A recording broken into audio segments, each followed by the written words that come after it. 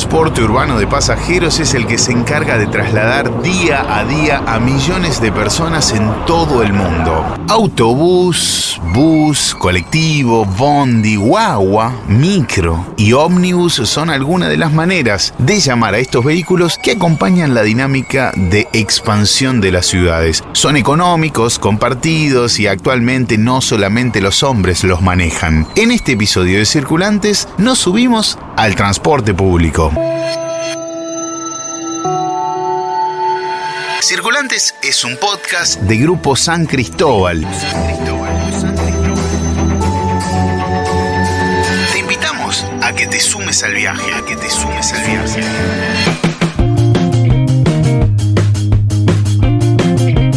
¿Cómo se organiza el transporte público? ¿Cuál es la diferencia entre ómnibus, colectivos y troles? ¿Cómo cambian las ciudades con la incorporación de este tipo de vehículos? El ómnibus es el principal protagonista del transporte y lo seguirá siendo muchos años. Alejandro Scartaccini se dedica a estudiar la historia de los transportes y la comparte a través de un museo virtual que pueden ver en www.busarc.com.ar. El ómnibus es un vehículo de gran capacidad que hace recorridos predeterminados. El colectivo era exactamente lo mismo, pero en vehículos de pequeña capacidad. Genéricamente es un colectivo, todo vehículo que transporte hasta 11 pasajeros. Y el trolebús no es otra cosa que un ómnibus eléctrico, que no tiene motor a combustión. Hay quienes dicen que el colectivo es un invento argentino. Alejandro conoce esta y otras tantas historias acerca de este medio de transporte cuyo desarrollo siempre estuvo ligado a los cambios sociales, políticos y económicos de las ciudades. Habría que aclarar que no es un invento, sino una creación en el medio de una crisis económica que hacía que muchos taxistas no tuvieran la recaudación necesaria como para mantenerse. Se pusieron de acuerdo y armaron recorridos, generalmente parásitos de líneas preexistentes de tranvías y ómnibus, y tuvieron éxito, para que se entienda. Te tenés que remontar a 1928 cuando iniciaron los servicios. El colectivo se hacía en automóviles, que eran los taxis, de muy baja capacidad. Su comienzo fue absolutamente ilegal, porque arrancaron sin ningún tipo de permiso o concesión. No eran empresas, sino que eran propietarios que se unieron para prestar un servicio. Para decir que es un invento, no deberían haber existido en otros lugares del mundo el mismo tipo de servicios. Y conocemos, por lo menos en 4 países, en donde fueron anteriores al nuestro. Te los enumero. Sabemos que en 1927, o sea, un año antes, en Lima, en la capital de Perú, existían. En algún momento determinado de la década del 20, previo a nuestros colectivos, también se desarrollaron en Brasil, y el antecedente más remoto es de 1914 en los Estados Unidos, que allá se llamaban jeepney. Jeepney es la denominación en el slang de ellos, en nuestro lunfardo, de la moneda de 5 centavos. En 1914 empezó en Estados Unidos, en 1915 en Canadá, y todavía hoy hay servicios de jeepney en Estados Unidos, hechos con minibuses. Por eso no es un invento, es una creación.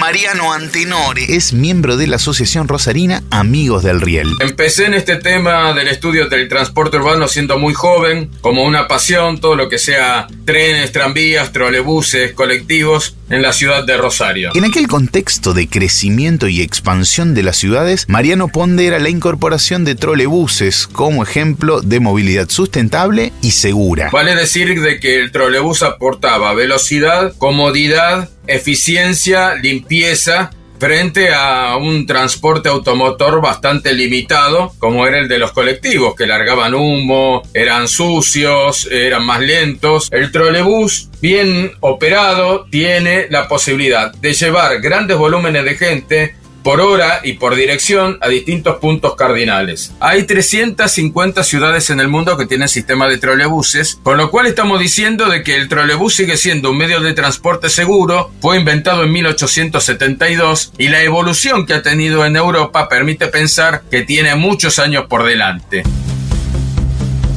Circulantes. Las dinámicas de crecimiento urbano y el devenir sociopolítico de las ciudades implica cambios también en la administración del transporte público. En Rosario contamos con un libro sobre la historia del transporte público que da cuenta de muchos de estos procesos. Lo que nosotros tratamos de hacer fue una historia social del transporte, o sea, el vínculo que tenían distintos actores, no solamente, digamos, el Estado, los empresarios, los propios choferes de cada una de las modalidades, también el público y la ciudadanía en general, todo lo que había significado transportarse o trasladarse en la ciudad en diferentes medios desde los inicios, digamos, de Rosario como ciudad hasta este punto de llegada que era el 2010, porque ahí cerramos el libro. Laura Badaloni es docente, licenciada y doctora en historia. Trabaja en investigación del CONICET y también en el Instituto de Investigaciones Sociohistóricas Regionales. Junto a Gisela Galassi fueron las coordinadoras de esta publicación. De alguna manera, una historia social del transporte público implicaba ajustar la lente sobre un universo de problemas que afectan a todos los ciudadanos. También ajustar la lente en distintas lógicas, no lógicas que iban desde la política nacional a la política local. En el libro se expone claramente, a través de una amplia documentación, entrevistas y sobre todo imágenes bellísimas, de qué manera el transporte público forma parte de la planificación urbana. El transporte va siguiendo las líneas, digamos, de cómo fue la urbanización en Rosario. Si uno se fija, sobre todo esta concentración en las manzanas del centro y cómo se va como si fuera un pulpo, ¿no? Como en los 60 casi que se veía todo muy concentrado en el centro y después los tentáculos que se iban alargando, donde además se planteaban las desigualdades, ¿no? El centro de la ciudad con casi todos los servicios urbanos completos, el agua, la luz eléctrica, las cloacas, y esto iba disminuyendo hacia los barrios más populares. Pero también el sistema de transporte en Rosario es un sistema radiocéntrico. Todas las líneas de transporte pasan por el centro de la ciudad, lo que provoca que muchos barrios, por ejemplo, queden no comunicados entre ellos.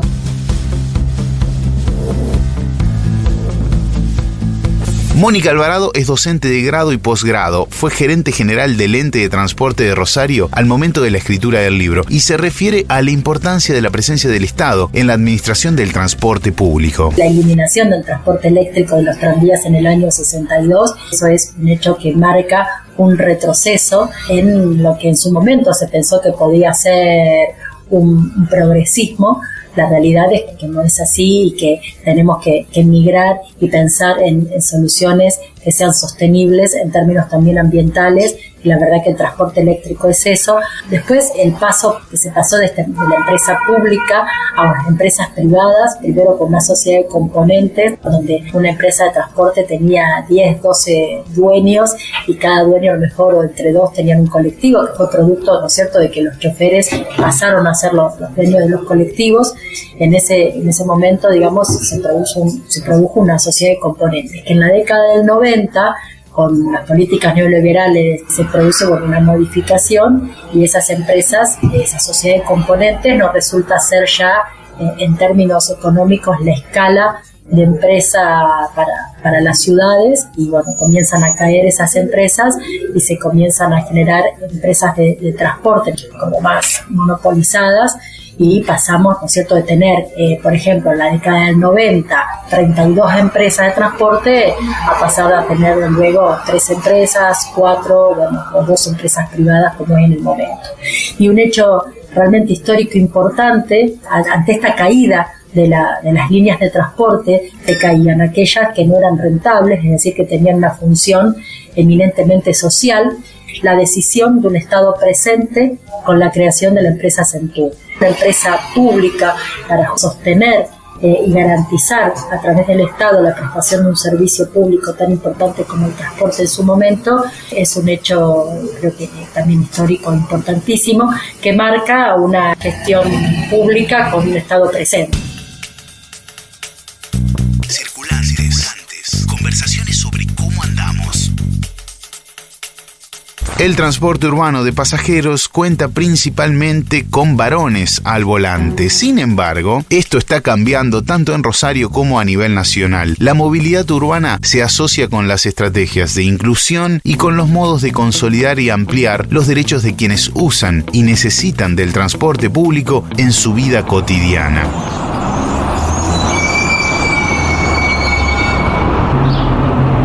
Próxima parada, Santa Fe y Caferata, terminal de ómnibus. En flotas más modernas se suma el audio en las unidades, anunciando las próximas paradas. Tiene que ver con los temas de la inclusión, también con esto de poder permitir que la gente en silla de ruedas pueda acceder. Y sí, el sonido también, que es casi como una intromisión, digamos, dentro del silencio que es el colectivo, que uno está acostumbrado, que está ensimismado, rodeado de gente, pero en silencio, o leyendo, mirando por la ventanilla, y ahora te interpela, digamos, el transporte te interpela a vos. Pero me parece que tiene que ver con este tema de la inclusión, ¿no? De tratar de hacerlo más accesible.